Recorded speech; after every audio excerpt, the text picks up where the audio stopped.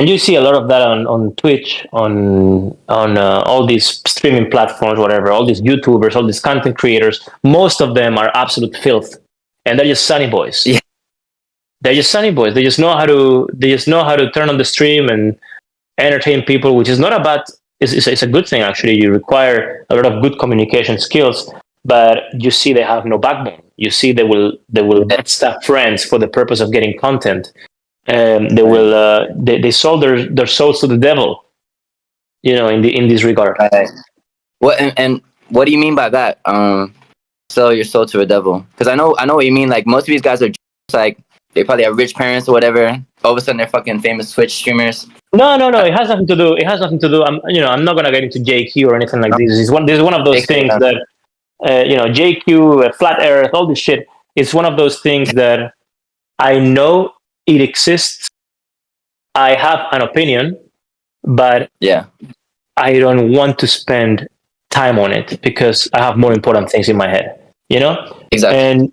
And so yeah, but content creators of any background whatsoever, these are the lowest vibrational form of being. Like what they're doing is essentially they're selling themselves for eyeballs, they're selling themselves for clicks, they're selling themselves for attention. They are no different.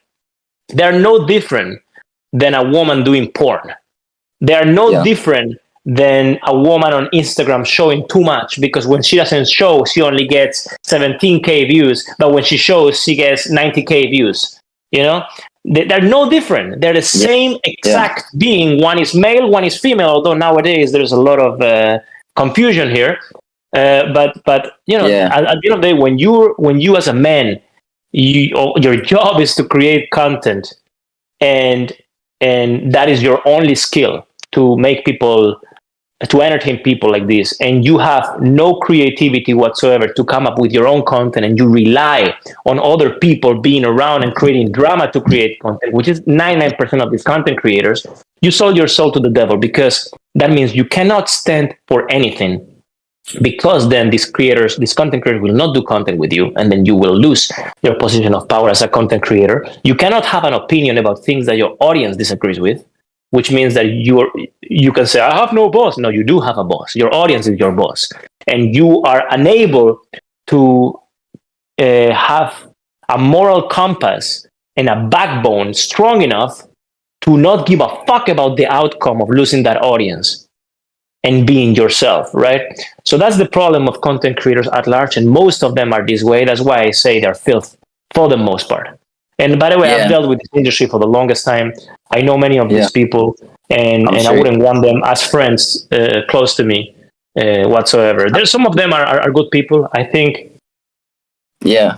I think that especially some of the guys living in Miami, good people. I'm saying really from with the hand in my heart. I've seen it in front of me. I've seen different situations that tell me they do have a spine, but that is not the norm. It's not. It's not the norm. Sorry? It's not the norm. Yeah, because you're friends with You're talking about Miami. You're friends with Andrew Tate.